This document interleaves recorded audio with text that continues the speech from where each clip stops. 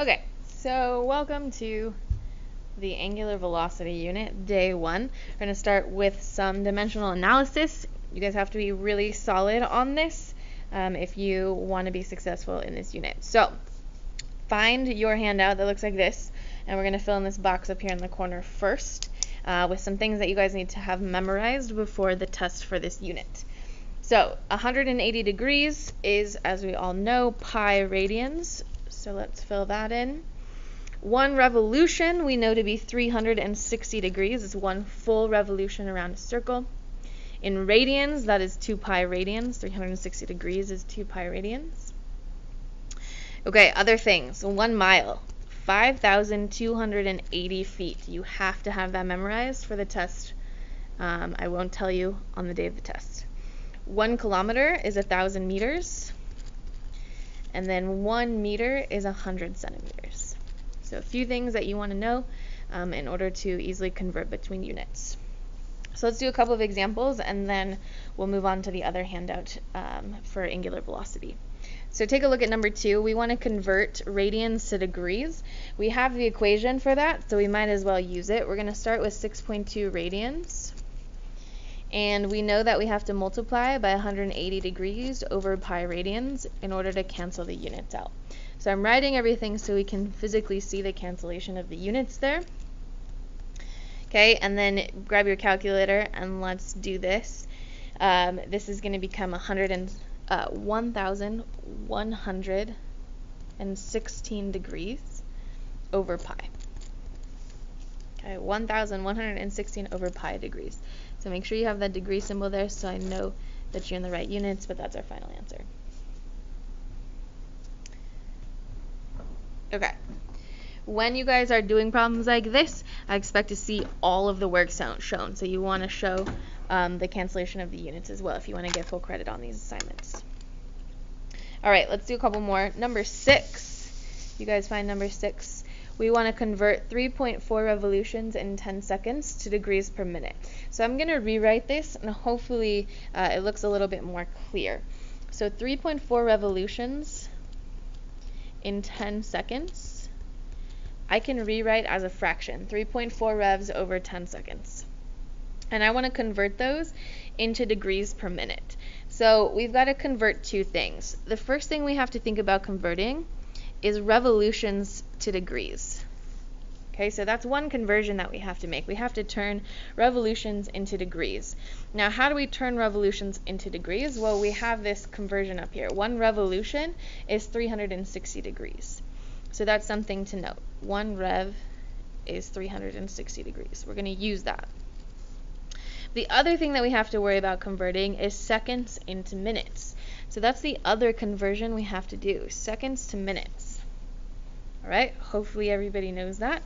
There's 60 seconds in 1 minute. So we have to use two things here in order to get from revolutions per second into degrees per minute.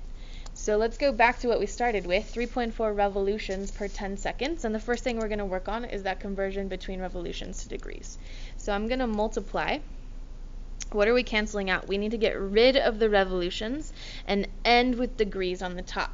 So I'm going to take 1 revolution is 360 degrees and I'm going to make sure that I write it correctly so that I can see the units cancel. So that means that we're going to have 360 degrees on the top and that 1 revolution on the bottom so that I can have the revolution units cancel on the top and the bottom. The other thing we've got to convert is seconds to minutes. So I need to make sure that these seconds, which are in the denominator right now, cancel, which means I need a seconds in the numerator. So that second piece, 60 seconds in 1 minute, minute needs to go in the bottom because that's what we want. We want degrees per minute. So I'm going to cancel those units, revolutions, top and bottom, and then I see seconds cancel out here in the top and the bottom. And then we're just going to plug this all into our calculator and see what we get here. So when I do across the top, 3.4 times 360 times 60, we're going to end up with 7,344 degrees on the top. And then on the bottom, we're looking at,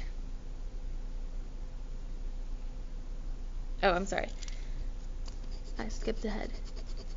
7,300, it's going to be 73,440 degrees over 10 minutes. And then we can simplify. So that is going to be 7,344 over 1 minute.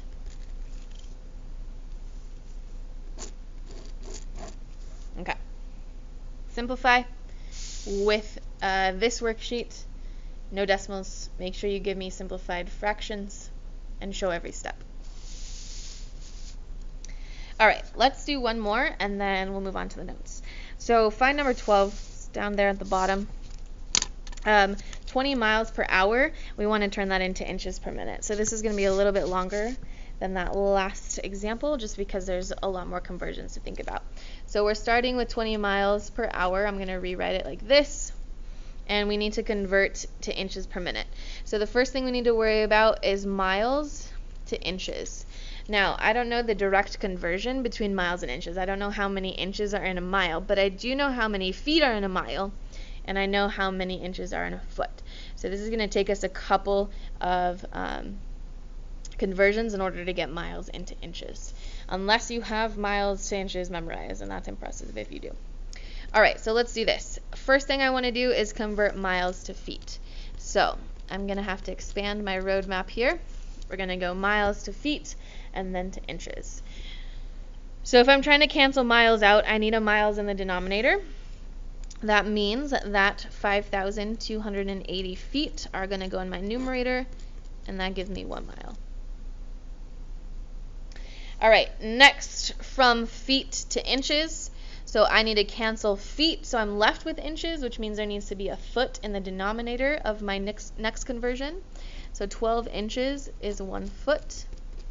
And then let's cross out the units that cancel. So feet are gone, miles are gone, and we're left with inches, which is what we wanted in the end. All right, the next thing we had to worry about was hours to minutes. So that was the last conversion. We can convert hours to minutes. Where are we trying to cancel though? We're trying to cancel hours, which means if hours is here in the denominator, we need hours in the numerator. I'm just going to erase this so we have more room here. Okay, so I know that there are 60 minutes in an hour, but 1 hour is also 60 minutes. All right, what cancels? Hour. And so check your final units. We have inches per minute. That's exactly what we wanted. So type all of this into a calculator and see what happens. Across the top, we have 20 times 5,280 times 12, all of that being divided by 60. So that is going to give us a final value of 21,120 inches per minute. Okay. So that's how you guys are going to finish 1 through 15 on this worksheet. And that's practice for dimensional analysis.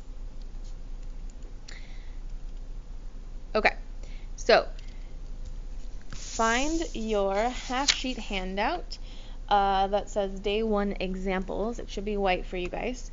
And we're going to work through some of these example problems. So you guys are looking for the handout that looks like this. For you guys, it's white. But before we actually do these problems, there are 2 super important equations that you have to know for this unit, and that is it. So if you guys have these ones memorized, you're good to go. So let's talk about what a concentric circle is first, and then I'm going to give you guys the equations. So concentric circle systems means we're looking at circles that have the same center and are moving at the same angular velocity.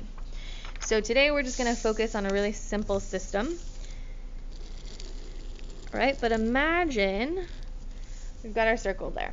Okay, so think about it this way.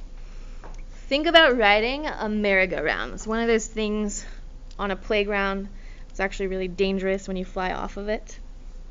But on a merry-go-round, as it goes around in a circle, why does it feel like you are moving faster if you are the person sitting on the outside than if you are the person hanging on the inside? Why does it feel faster if you're the person on the outside? We're going to talk about that in this unit. So the real answer is that you are actually moving faster. Your linear velocity if you are the person sitting on the outside of a merry-go-round, is faster than the linear velocity of the person sitting on the inside.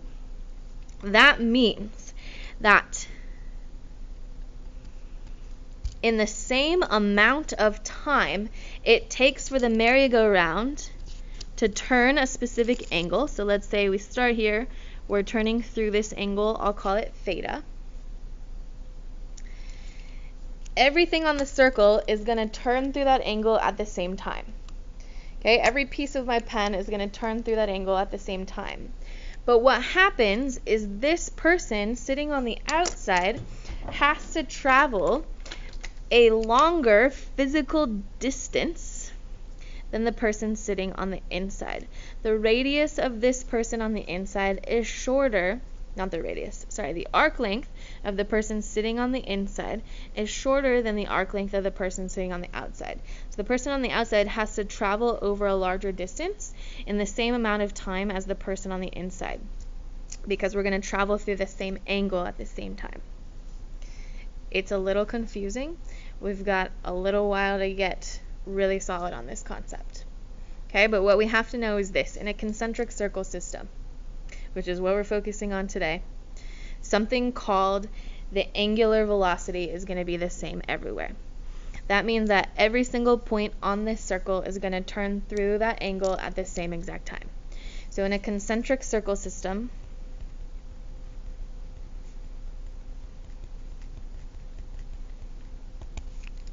angular velocity is the same everywhere.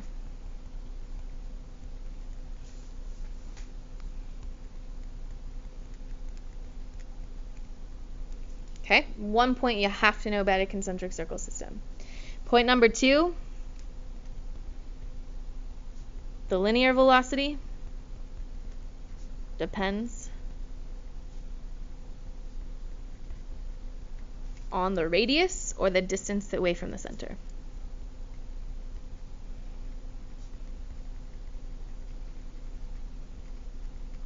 Okay, so angular velocity is going to be the same everywhere. We're going to turn through the same angle at the same amount of time, but the linear velocity is going to depend on your distance from the center. Again, the person closer to the center, the person with the smaller distance from the center, has to travel less far than the person farther away. All right, I will clarify this on Monday, but let's talk about those important equations. So 2 important equations you have to know for this unit. Let's talk about what they mean, and then we're going to use them in the notes. So, first important equation, linear velocity. Let's label that. V is going to stand for linear velocity. Okay, what is linear velocity? Well, linear velocity is things like miles per hour, kilometers per hour, inches per minute. It is a measurable distance in linear terms over time. Omega is our angular velocity. That's going to be things like degrees per minute, radians per second, rotations per minute, revolutions per minute. And then lastly, that's our radius, or the distance from the center. So our linear velocity is equal to the angular velocity times the radius, or the distance from the center.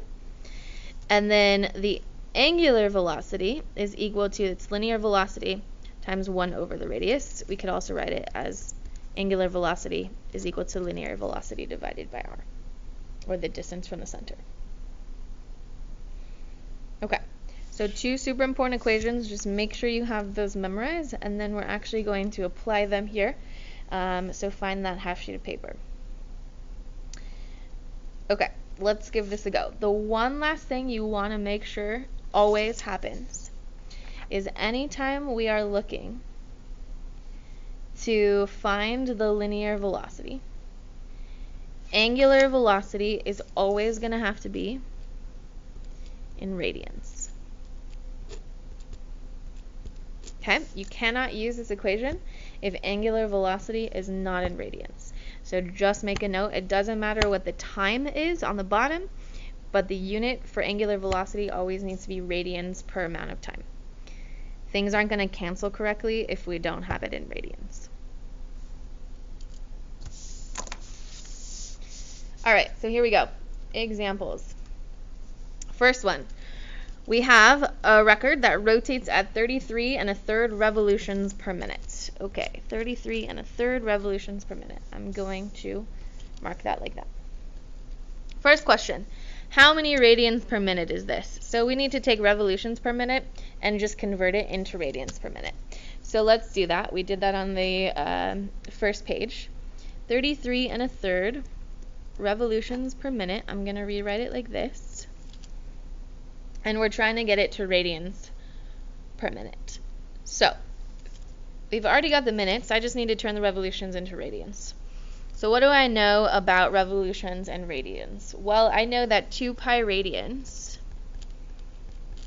is 1 full revolution. 2 pi radians is 360 degrees, 1 full revolution. So if I just do this math here across the top, we are going to get 66 2/3 pi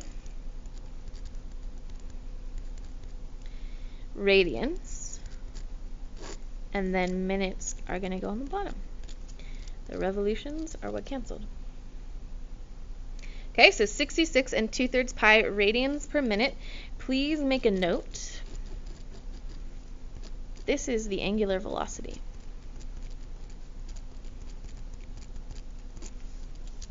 Okay, the record is turning at 33 1/3 revolutions per minute. Revolutions per minute, also another way to measure angular velocity. So both of these values represent the angular velocity of this record. They're just in different units. All right, so part B says find the angular velocity of the needle when it's just starting the record. So about 14.5 centimeters from the center. Well, what do we know about angular velocity on a concentric circle system? We know that radius doesn't matter. The distance from the center doesn't matter when we're talking about the angular velocity. So I'm just going to make a note. This doesn't matter when we're talking about angular velocity. Doesn't matter.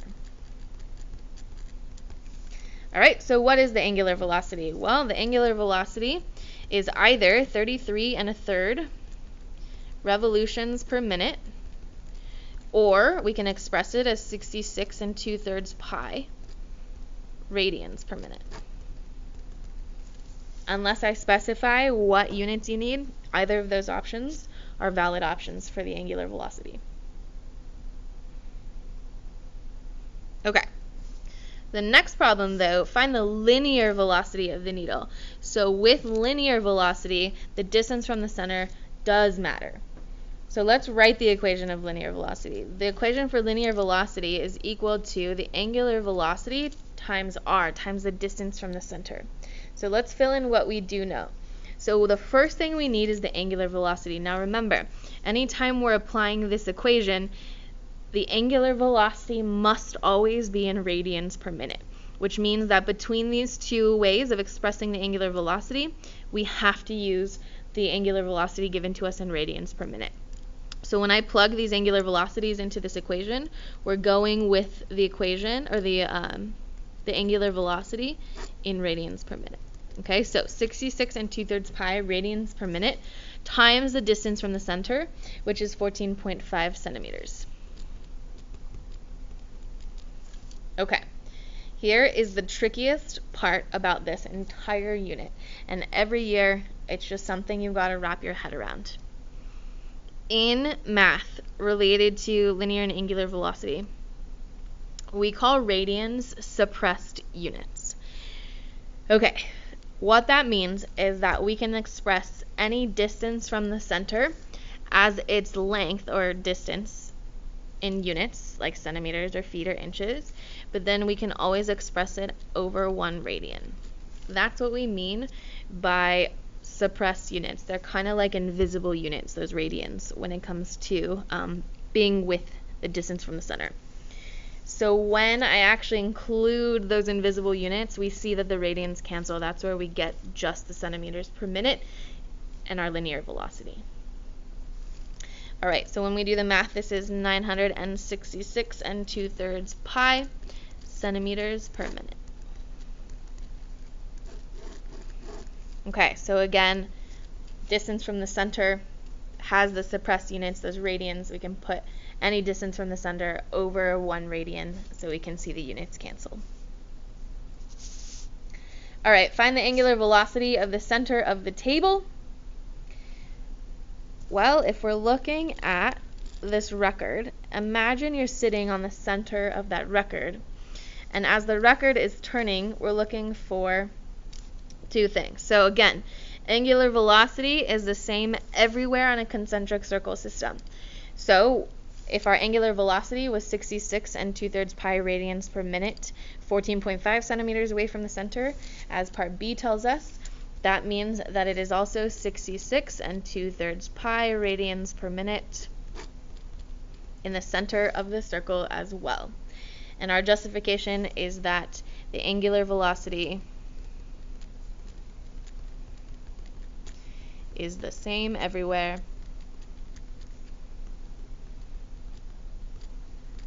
on a concentric circle system.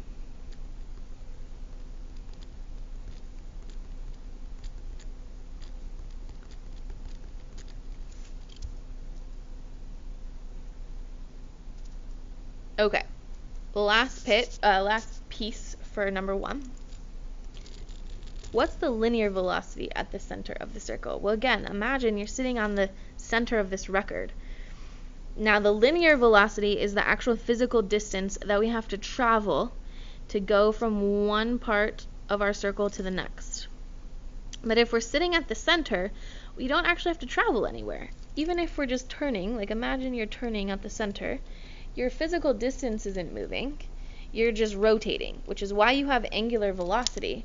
But at the center of the table, our linear velocity is equal to 0. Now, mathematically justify, well, the equation for angular velocity or linear velocity is the angular velocity times the radius. We know that the angular velocity is 66 2/3 pi radians per minute. But what's the radius at the center of the circle? The radius is 0. Right? We are 0 units away from the center of the circle. That is why our linear velocity is 0.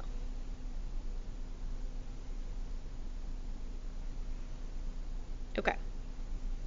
One more example, and then you guys are going to have the rest of the period to work on your homework. Okay. Last one, number 2, pinwheel problem. The tips of the spokes of a large pinwheel 1 foot from the center are rotating at 20 inches per second. Okay, great. Let's attempt to draw a pinwheel. It's like a little flower. Maybe. Okay, that's my pinwheel. All right, so essentially, a pinwheel is just going to make a circle with the center where all of the spokes come into play and touch each other. All right, this is a really big pinwheel though because the tips are 1 feet away from the center. All right, and they are rotating at 20 inches per second. Now think about 20 inches per second. What kind of information is that? Inches per second is going to leave us with the linear velocity. Okay, so at the outside of the circle that this pinwheel makes, the linear velocity is 20 inches per second. Right, so always think about what information you're given before you start the problem. It's the best way to go.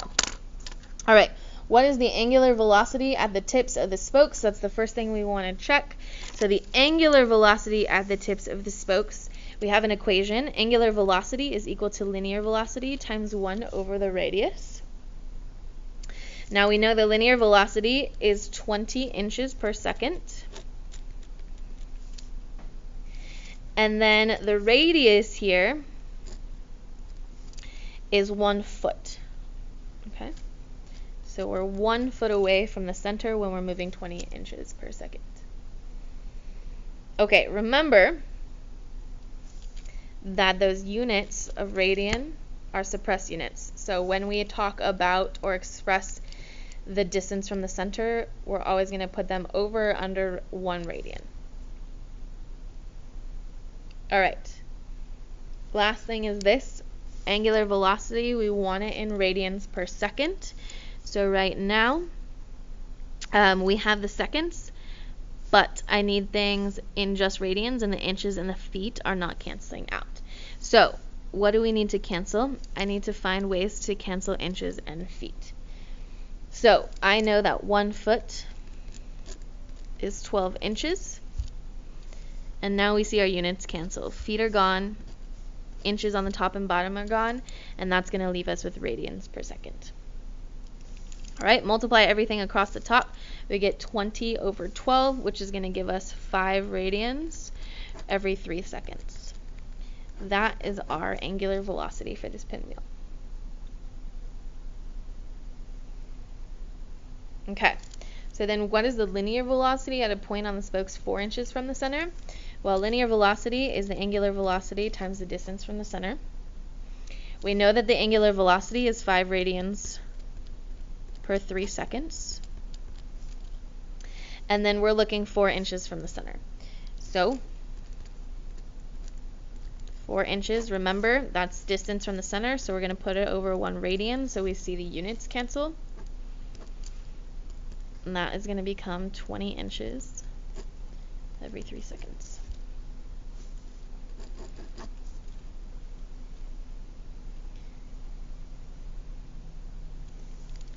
Okay, what is the linear velocity at the center of the pinwheel? So we're back to kind of what we talked about in D and E in problem number 1. Linear velocity at the center of the pinwheel. So we're sitting on the center of the pinwheel. Do we actually have an arc length to move through at the center? No. Another way to think about it is that the distance from the center is 0, and when we're calculating linear velocity, we have that equation, angular velocity times the radius or distance from the center. So it's just 0. Anytime we're sitting at the center of a concentric circle system, the linear velocity is 0. Okay, I'll make my justification that the radius at the center equals 0. All right, what is the angular velocity at the center of the pinwheel? So we're looking at a different value here, angular velocity. So what do we know about angular velocity in concentric circle systems? Well, we know that angular velocity is going to be the same everywhere.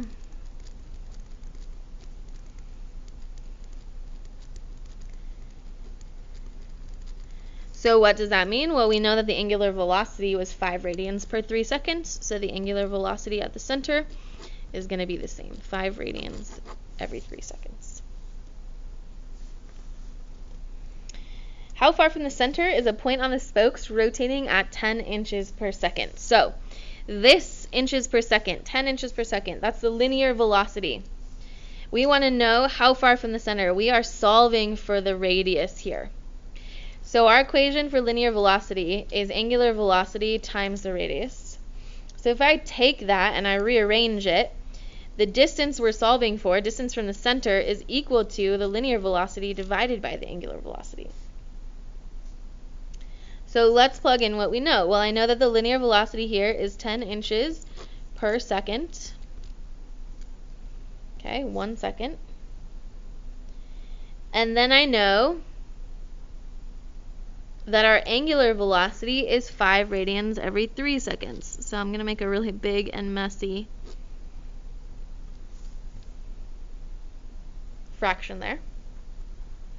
And so what this actually comes out to be, if I want to write it a different way, 10 inches per 1 second, that's our linear velocity, times the reciprocal angular velocity, 3 seconds per 5 radians.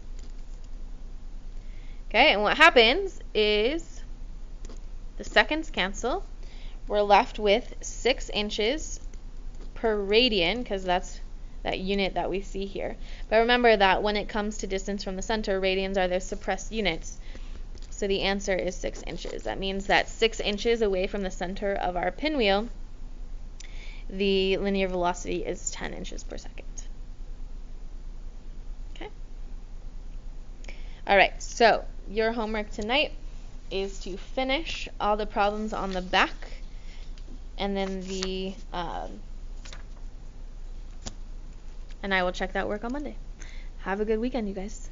See you later.